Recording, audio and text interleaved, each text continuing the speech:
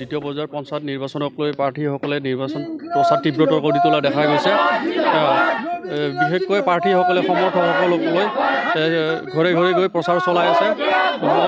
এই বৰ্তমান প্ৰচাৰ কাৰ্য চলি আছে, তাৰে পৰিৱেশ মই দেখুৱাবলৈ অনুৰোধ জনাইছোঁ। মই বৰ্তমান উপস্থিত আছোঁ বৰডাংগুৰিচি গাঁও পঞ্চায়তৰ অন্তৰ্গত খৰিচকত AGP সমৰ্থিত প্ৰাৰ্থী বৰডাংগুৰিচি গাঁও পঞ্চায়তৰ আঞ্চলিক সদস্য পদৰ প্ৰাৰ্থী নবীউল্লাহ আলী আছে। মই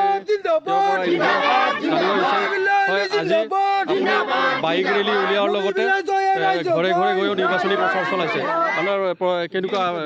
মই আজি তাৰমানে এটা বাইক ৰেলী কৰিছিলোঁ সাধাৰণতে, কিন্তু মই এনেই আমাৰ বন্ধুবৰ্গে কৈছিল দাদা আমি তাৰমানে এনেই অলপ ঘূৰো দিম। মই ঠিকে আছে, তাৰমানে মই অলৰেডি আজি কেইবাদিন ধৰি প্ৰায় 10 দিন ধৰি মই ঘৰে ঘৰে গৈ মানুহক মানে বুজা পৰা কৰি আছোঁ বা তেওঁলোকৰ মতামতবিলাক লৈ আছোঁ।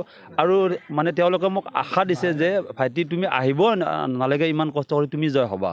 প্ৰায় মানুহক গৈছোঁ মানে তেখেতসকলে কৈছে যে ভাইটি তুমি জয় হ'বা, যে তুমি ওপৰৱালাৰ কিবা এটা আমাৰ ভৰসা আছে, তুমি জয় হ'বা। আৰু তথাপিও আমাৰ মানে যুৱ বন্ধুবিলাকে কৈছে দাদা আমি এনেই একদিন এটা বাইক ৰেলী কৰোঁ। মই হ'ব তেনেহ'লে আজি সেই বাইক ৰেলীটো আমি যথেষ্ট সঁহাৰি পাইছোঁ মানুহৰ পৰা, আৰু বহুতো মোৰ বন্ধুবৰ্গ ল'ৰা ছোৱালী ওলাই আহিছে। মই ভাবিছোঁ ওপৰৱালাৰ কৃপাত মই ছাকচেছ হ'ম। আজি ক'ত ক'ত বাইক ৰেলী? আজি প্ৰথমে মোৰ গৃহ গাঁও মানে খেপকুচিৰ পৰা আৰম্ভ কৰি মই কাজবাৰী, ফণিচক, পোপালকৰা, ইছাৰ কেম্প, বৰডাংগুৰিকুছি, গণকজাৰ এইবিলাক গোটেই অঞ্চলটো মই তাৰমানে কভাৰ কৰিছোঁ, আৰু সকলোৰে মানে মতামত মই খুব ভাল দেখিছোঁ।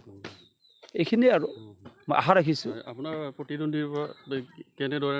নাই, প্ৰতিদ্বন্দ্বী তেখেতে মই ভবা নাই মোৰ লগত কোন প্ৰতিদ্বন্দ্বী আছে মই সেইটো গমেই পোৱা নাই।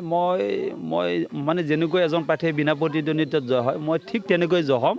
মই ওপৰৱালাৰ কিবাত মই 95% ভোট বা 90% লৈ মই জয়ী হ'ম, এইটো মই আশা ৰাখিছোঁ।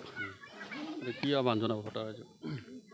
মই মানুহখিনিক এইটো আহ্বান কৰোঁ যে আজি চাওঁ এজন কংগ্ৰেছ এজন প্ৰাৰ্থীয়ে মোৰ লগত প্ৰতিদ্বন্দ্বিতা কৰিছে, আৰু এতিয়া সকলো ৰাইজে জানে যে মানে কংগ্ৰেছৰ অৱস্থা একেবাৰে বেয়া।